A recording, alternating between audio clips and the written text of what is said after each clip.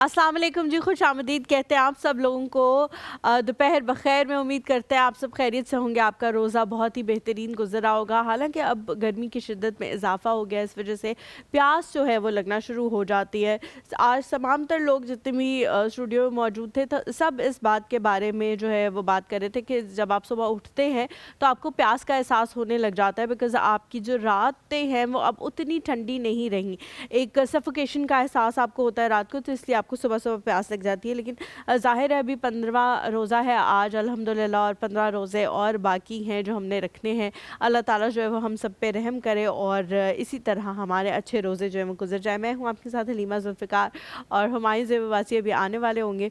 कुछ टेक्निकल जो है मसला था, उनको वो आए हुए थे, यहाँ बैठे हुए थे, लेकिन उनका माइक जो है वो सही तरह से काम नहीं कर रहा था, तो फिर उनको जो है वो जाना पड़ा अपना माइक जो है वो सेट कराने के लिए।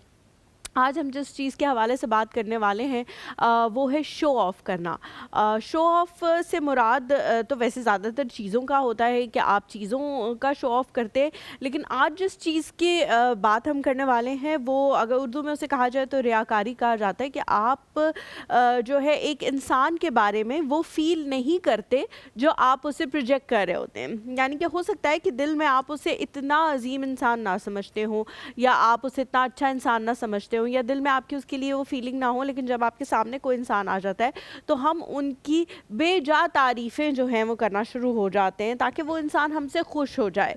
मे भी बहुत सारे लोग इसमें कहेंगे कि जी मजबूरी के तहत किया जाता है। अगर मजबूरी के तहत किया जाता है तो वो तो अंडरस्टैंडेबल है।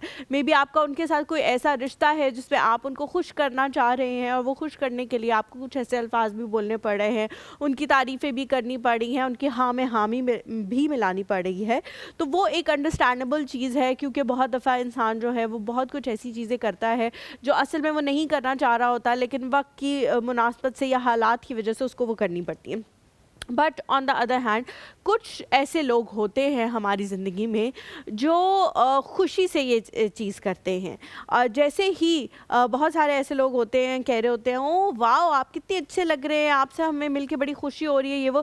जैसे ही वो बंदा कमरे से बाहर निकलता है वो मुड़ते हैं और उनके एक्सप्रेशंस बिल्कुल चेंज हो जाते हैं।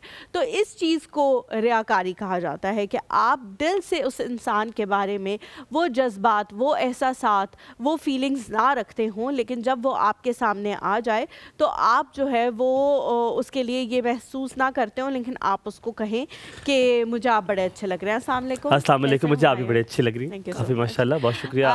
ये आप रियाकारी में कह रहे हैं या असल में? नहीं, मैं रियाकारी में नहीं कह रहा, ये मैं असल में कह रहा हूँ आपको। अच्छा, रियाकारी से जब आप बात कर रही थी तो मैं उसके बारे में तो मैं थोड़ा सा वक्त है तो 2 पॉइंट्स में दे दूँ।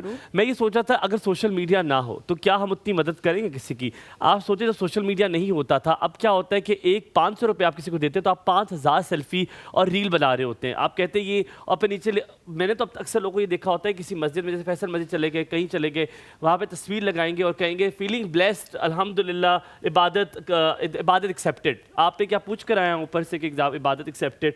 ये मैंने खुद, मेरे कुछ दोस्तों ने लिखा हुआ फीलिंग ब्लेस्ड विद 500 अदर्स। अच्छा, ये तो चले आपने किसी मस्जिद जाके उससे कोई एफर्ट की ना, एफर्ट पुट इन की। बहुत सारे लोग जो है वो जाए नमाज की, हाथ में तस्वीर पकड़े हुए की तस्वीर स्नैप लगा रहे होते हैं। आई जस्ट डोंट नो कि लोग ये क्यों करते हैं। बट हमारे ऑन द अदर हैंड जो मैं बात लेकिन देखिए ये सारा हम बार बार ये बात करते हैं, ये सारा दारोमदार नियतों पर है। ठीक है कि नियत क्या है, लेकिन देखिए अगर आपकी नियत अच्छी भी है तो अगर आप शो कर रहे हैं तो कहीं ना कहीं आपके अंदर ये होगा कि यार ये बंदा देखे और कहे कि माशाल्लाह देखो यार इसने कर दिया।